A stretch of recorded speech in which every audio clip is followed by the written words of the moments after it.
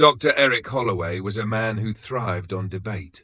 In his eyes, nothing was sacred, not beliefs, not traditions, and certainly not faith. He had spent nearly 2 decades at Brighton University, challenging students to question everything they thought they knew. Some admired him for it, others dreaded his lectures. His philosophy class was one of the most sought-after yet feared courses on campus. Those who signed up knew what they were in for: public scrutiny, relentless questioning, and the occasional humiliation if they couldn't defend their arguments. Holloway had a particular distaste for anything he deemed irrational, and religion was at the top of that list. That Wednesday afternoon, the class was nearly full. The air inside Hamilton Hall carried the quiet hum of anticipation as students settled in, flipping through their notes and preparing for another heated discussion. The walls, lined with old, leather-bound books and faded portraits of past professors, gave the room an almost theatrical feel. It was the kind of setting that made every debate feel larger than life. Holloway leaned against the desk, tapping his pen against his palm as he scanned the faces before him. That was his ritual, picking apart the crowd, searching for his next intellectual opponent. Then his gaze landed on Imani Rhodes, a junior sitting near the middle of the room. She wasn't the type to draw attention, always punctual, always prepared. She listened more than she spoke, her presence steady but quiet. A philosophy major with a sharp mind, she had earned his respect, not that he would ever say it out loud. But today, something caught his eye. A delicate gold cross rested just below her collarbone, its small frame glinting under the classroom's fluorescent light. It was subtle, almost easy to miss, but to Holloway it stood out like a beacon. His lips curled into a smirk. "Miss Rhodes," he called, his voice cutting through the low murmurs. Imani looked up, her fingers tightening slightly around her pen. "Yes, Professor?" Holloway took a step forward, tilting his head as if studying an abstract painting. "Tell me something," he began, his tone casual, almost amused.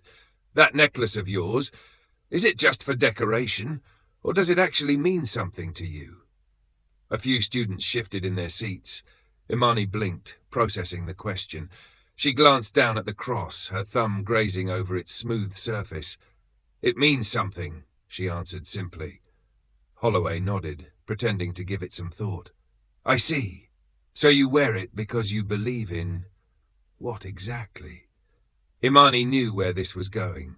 She had seen it before, how he set his traps, how he chipped away at people's convictions until they were left scrambling for solid ground. Still, she held her posture, calm and steady. "I wear it because it reminds me of where I come from," she replied, her voice even, "and what's guided me through life." Holloway let out a quiet chuckle, shaking his head. "Fascinating," he mused. "A symbol given meaning by nothing more than personal sentiment. And yet, if you had been born in another part of the world, you might be wearing something else entirely, a crescent, a star, or maybe nothing at all. Ever think about that?" A few students exchanged glances, sensing the tension rising. Imani didn't flinch.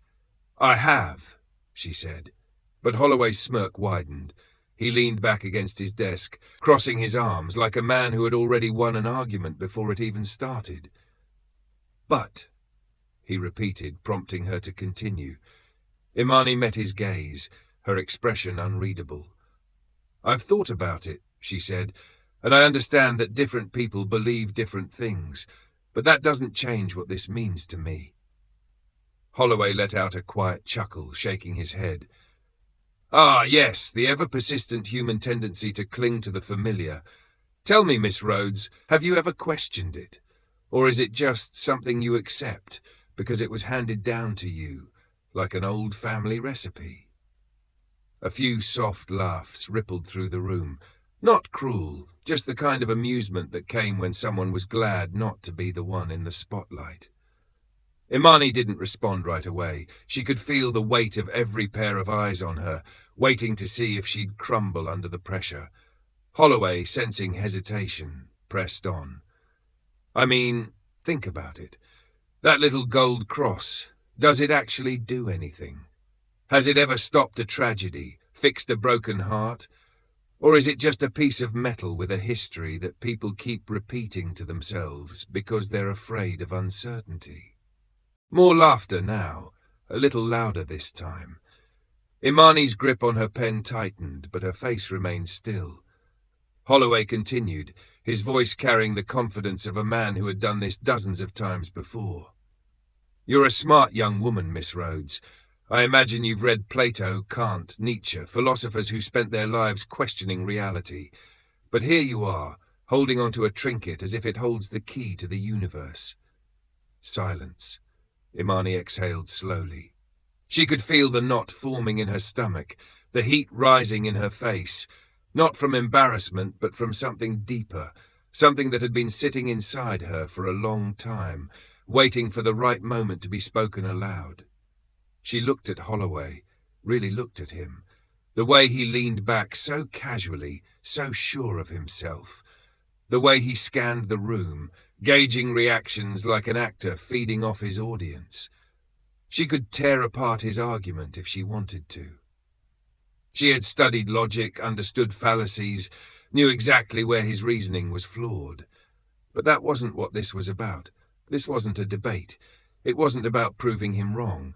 It was about something much bigger. So she took a breath, steadied herself, and finally spoke. You think this is about logic? But it's not. A shift in the room, a pause. Students sat up a little straighter, sensing that whatever was coming next wasn't going to be what they expected. Holloway raised an eyebrow, intrigued. Oh, then what is it about? Imani held on to the cross, her fingers resting against the metal. It's about who I am and the people who came before me. Holloway scoffed, shaking his head. Ah, yes, the sentimental argument, he said, pushing away from the desk. He paced in front of the classroom, hands gesturing as if unravelling some grand illusion. History, heritage, a sense of belonging. Convenient, isn't it? But let's not confuse emotion with truth. You see, Miss Rhodes, what you call identity, I call conditioning. You wear that cross because someone somewhere told you it meant something. But strip away the stories, the traditions. What's left? Nothing but metal, an accessory with no power beyond what you assign to it. He turned back to her, arms crossed. So tell me, is that really faith, or just nostalgia wrapped in superstition? The class was dead silent. Some students stared down at their notebooks, avoiding eye contact, while others watched with a mix of curiosity and discomfort. This was what Holloway did best, strip things down to their bare bones, leaving people exposed with nothing to hold on to. But Imani didn't look away. She could have fought back with cold logic, could have thrown academic theories at him like so many others had tried before. But Holloway didn't need another argument. He needed something real. So she spoke. You see this cross? She said, holding it up slightly so the light caught it again. This was my grandmother's. She gave it to me the night before she died. A ripple of stillness moved through the room. Even Holloway's smirk faltered just slightly. She was born in 1943, Imani continued, her voice steady but thick with something deeper. She grew up in a time when people like her weren't allowed in certain schools, when she had to sit at the back of a bus, when her faith was one of the only things no one could take from her. Holloway's expression shifted, but he said nothing. She wore this cross through marches, through nights when she wasn't sure if my mother would make it home safe. She held on to it when they threatened to burn down her church. And when I was a little girl, she told me something I'll never forget. Imani looked down at the cross, her fingers brushing over it gently, before she lifted her gaze back to Holloway. She told me faith isn't about proving something to people who don't believe. It's about knowing who you are, even when the world tries to tell you otherwise. A few students shifted in their seats, their eyes flicking between Imani and Holloway. Imani let her words settle before she continued. You say this is just metal, she said quietly. Maybe it is. But when my grandmother held it, it was a reminder that she wasn't alone. When I wear it, it reminds me that no matter how much doubt there is in the world, there's something bigger than myself that keeps me standing. You call that conditioning. I call it strength. Holloway opened his mouth, but for the first time, nothing came out. Imani leaned forward slightly. "You asked me if I've ever questioned my faith," she said. "I have. And every time I do, I find another reason to hold on to it." But the real shift wasn't happening with Holloway. It was happening with the rest of the room. A thick silence hung over the room. It wasn't the kind of silence that begged to be broken. It was the kind that pressed down on everyone, heavy and unshakable. Even the students who had chuckled earlier now sat frozen, their gazes locked on Imani. Something had shifted. Holloway had spent years dismantling belief systems, stripping away sentiment like peeling back layers of an onion. He had seen people fumble, stutter, shrink under the weight of his scrutiny. But Imani, she wasn't fighting him. She wasn't arguing in the way he expected. She was just speaking, raw, honest, unapologetic. For the first time, the power in the room wasn't his. A student near the back, a guy who had been half asleep through most of the semester, sat up a little straighter. Another, a girl who always took meticulous notes, stopped writing and just listened, but rarely spoke, wiped at her eye discreetly. Then something unexpected happened. A voice from the side of the room broke the silence. "My grandmother used to say the same thing," a student murmured. Heads turned. Imani looked over to see Tasha Bennett, a sophomore with dark curls and thick-rimmed glasses. She was fidgeting with the ring on her finger, her voice quiet but steady. She was in Alabama during the protests. She used to say faith was the only thing they couldn't take from her. Another voice from the other side of the room. "I had a necklace like that once," Ryan Liu admitted. "It belonged to my mom. I lost it a few years ago, and I don't know why, but I still feel like a piece of me is missing without it." A murmur swept through the class, small nods, shared glances, students looking at one another like they were seeing something they hadn't noticed before. Even those who didn't say anything were affected. The energy in the room had shifted from passive observation to something deeper, and Holloway felt it. He wasn't used to this. He was used to control, to steering conversations in his direction, to being the one everyone turned to for intellectual guidance. But now, the discussion had taken on a life of its own. It was no longer about him, it was about them. For the first time, his class wasn't just an exercise in argumentation, it was real. His fingers curled slightly at his side. He could break it, he knew that. He could redirect, regain control, dismiss their experiences as emotional bias. He had done it before. But something stopped him. Maybe it was the way Imani was watching him, not with anger, not with defiance, but with something else, something he couldn't quite place. Or maybe it was the way his own chest felt tight, in a way he hadn't expected. He took a slow breath, and for once he didn't have a clever retort. But what happened next was something even he didn't see coming. Holloway swallowed, his throat suddenly dry. He had spent his career dismantling belief systems with precision, reducing faith to nothing more than a relic of human insecurity. Yet now, standing in his own classroom, he found himself at a loss for words. He glanced around, noticing how the room had changed. It wasn't just Imani anymore. It was the entire class. They weren't looking at him for validation, for his signature smirk of intellectual victory. They were looking at each other. It was unnerving.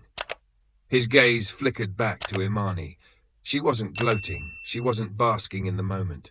She was just there, steady, unshaken. And that unsettled him more than anything else. He cleared his throat, forcing his voice to its usual measured tone. "That's a compelling story, Miss Rhodes," he said finally, though the words didn't carry the same weight they usually did. But emotion doesn't prove truth. The fact that something is meaningful to you doesn't mean it's real. Imani tilted her head slightly, And the fact that something isn't meaningful to you doesn't mean it's not, she countered. Holloway let out a slow breath through his nose. He was losing control of the discussion. He could feel it slipping, and he didn't like it. Then something unexpected happened. An older student near the front, Jordan Matthews, a military veteran studying philosophy after years of service, spoke up. His voice was calm but firm. "Professor, can I ask you something?" Holloway exhaled sharply, regaining his footing. "That's what this class is for, Mr. Matthews." Jordan leaned forward slightly. "You always talk about questioning everything. That's why I signed up for this class. You challenge people, make them think. But I gotta ask, when was the last time you questioned yourself?" A ripple of surprise moved through the students. Holloway stiffened. Jordan continued, his voice steady. "You push people to doubt what they believe, but have you ever turned that same doubt on yourself? Ever stopped to ask why it matters so much to you that people let go of their faith?" The room was so quiet, Holloway could hear the faint ticking of the clock above the whiteboard. For the first time he felt the weight of the scrutiny he usually placed on others pressing down on him, and he hated it. He could respond. He could dismiss it. He could say what he always said, that his job was to force people to think critically, to challenge ideas, to ensure they weren't blindly accepting things just because they were told to. But that wasn't the full truth, was it? There was something deeper, something unspoken, that made him push harder than necessary. Maybe it was the memory of his own childhood, growing up in a strict religious household where questions were met with cold silence. Maybe it was the night he stopped praying, waiting for an answer that never came. Maybe it was the way faith had always felt like a chain around his neck rather than a source of comfort. Maybe it was because deep down he envied people like Imani, people who still believed. He clenched his jaw. "I don't need to question myself, Mr. Matthews," he said finally, his voice controlled but lacking its usual confidence. Jordan didn't argue, he just nodded. And for the first time in his career, Dr. Holloway felt like he had lost something he couldn't quite name. But the real lesson was yet to come. Class ended 10 minutes later, but no one rushed out like they usually did. The usual shuffle of backpacks, the scraping of chairs against the floor, none of it happened. Instead, students moved slowly, some glancing back at Imani as they packed their things. A few lingered near the door, whispering to each other in hushed tones. Holloway remained at his desk, pretending to sort through papers. In reality, he was stalling. He didn't want to leave first. He knew that if he walked out now, it would feel like retreating, and he refused to accept that. But then Imani did something he didn't expect. She walked up to him. She didn't look smug. She didn't look like someone who had just won a debate. If anything, she looked calm, steady, just as she had been the entire time. Holloway set his pen down and met her gaze. Imani studied him for a moment before speaking. "You know," she said softly, "if you ever did want to talk about what made you stop believing, I'd listen." Holloway blinked. Of all the things she could have said, that was the last thing he expected. Not an argument, not a parting shot, an offer. He could have brushed it off, could have laughed, could have told her that his personal beliefs weren't relevant to the discussion. But something about the way she said it made it impossible to dismiss. Because deep down, he knew she wasn't trying to change him. She was just giving him space, something he had never given others. Holloway exhaled, glancing at the cross still hanging around her neck. For the first time, it didn't look like a symbol of superstition. It looked like something much harder to define. He gave a slow nod. "I'll think about it." Imani smiled, not in triumph, but in understanding. That's all anyone can ask for. She turned and walked toward the door, slipping out into the hallway. Holloway sat there for a long time, staring down at the desk, fingers tapping idly against the wood. For the first time in years, he felt something shift, Not in the room, not in the class, in himself. Sometimes the greatest debates aren't won by proving someone wrong. They're won by being willing to listen, by sharing something real, by offering understanding instead of combat. Maybe you've been in a situation like Imani, challenged for what you believe in. Or maybe you've been like Holloway, convinced that questioning something means tearing it apart. But what if real understanding isn't about proving a point? What if it's about finding common ground? If this story made you think, let us know in the comments. And if you haven't already, subscribe for more stories that challenge, inspire, and remind us of the power of belief, no matter what form it takes.